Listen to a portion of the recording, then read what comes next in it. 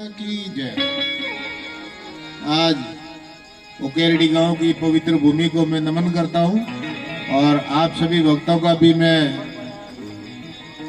हृदय से आभार व्यक्त करता हूं कि आपने महिपाल जी भाई साहब को इतना सहयोग देकर ये सुंदर आयोजन किया है।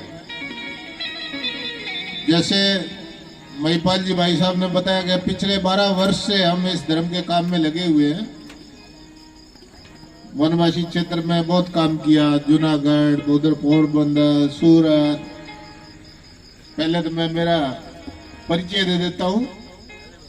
मेरा नाम आनंद सिंह तोमर है और बाबा रामदेव जी की 18वीं पीढ़ी में मैं परिवार से वंशज हूँ। और हमारे वर्तमान में बाबा रामदेव जी के वंश में लगभग 1800 जने मौजूद है जो सब मंदिर की व्यवस्था देखते हैं। मैंने भारतीय सेना में सेवा करने के बाद में जितने भी बाबा रामदेव जी के मंदिर, कथावाचक या जो भी विभिन्न प्रकार से प्रचार प्रसार में लगे हुए हैं, उनका एक बहुत बड़ा संगठन बनाया।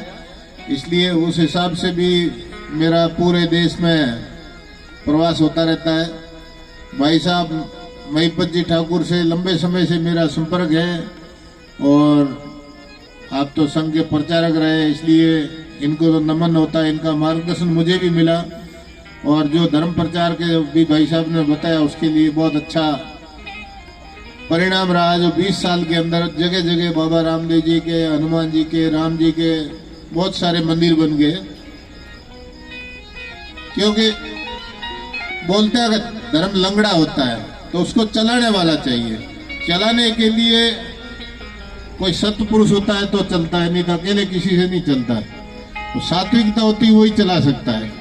और सात्विकता कैसे आती है कि जब हमारे जीवन के अंदर सात्विकता होती है।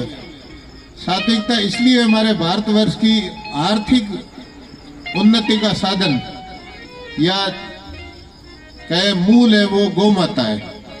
गौ माता से हमारे को विभिन्न प्रकार के उत्पाद मिलते हैं, जिसमें दूध, घी, मक्खन, दही, ये सब हमारे शारीरिक स्वास्थ्य को तो मजबूत करते ही है, लेकिन हमारी जो ब्रेन पावर है उसको भी बढ़ाते हैं। जब दिमागी शक्ति होती है तो ही आगे जो भी रचनात्मक कार्य होते हैं, चाहे भजन हो, वाणी हो, कला हो, विज्ञान हो, आयुर्वेद हो, सभी जब अपनी मेधा शक्ति होती है वो उससे मिलता है। और मेधा शक्ति बढ़ती है तो गौ माता के एक पवित्र दूध से, दूध के अंदर घी भी आ गया, मक्खन भी आ गया, छाछ भी आ गया, दही भी आ गया। लेकिन अब गौ माता भी जो अंदर पेट के डालेंगे वही तो बाहर आएगा, गौ माता अंदर से तो नहीं बनाएगी। इसके लिए हमारे को ऑर्गेनिक खाद कहते हैं या प्राकृतिक रूप से जो घास पाई जाती है।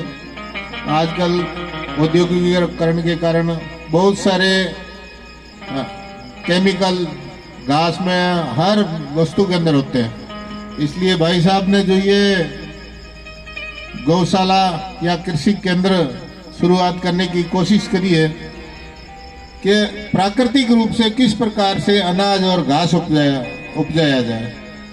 जब प्राकृतिक रूप से बिना किसी केमिकल के घास और अन्न उपजेगा तो आधी बीमारियां तो वैसे ही ठीक हो जाएगी। अब इनका जीवन पिछले 30 साल से तो समाज हित में खपा दिया है। तो इनका कोई ये कारखाना या उद्योग नहीं है, ये एक मॉडल है।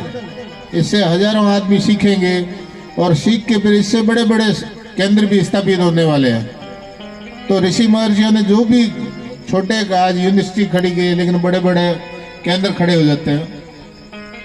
इसलिए आप सभी सहयोग करें और अपने परिवार में धार्मिक अनुष्ठानों के मार्फत या सत संस्कारों के कारण अपनी भावी पीढ़ी को भी आगे बढ़ाएं और गौ पालन में जितना हो सके उतना लोगों को प्रोत्साहित करें। गाय हमारी आर्थिक नीति की जड़ है।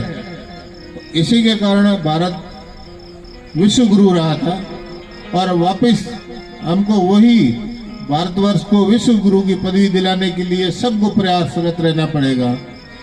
लेकिन हमारे महिपत जी ठाकुर भाई साहब है, ऐसे ऐसे हजारों लोग खड़े होंगे तो ये आंदोलन के रूप से ही होगा। तो हमारी खोई हुई जो विरासत है, हमारा ज्ञान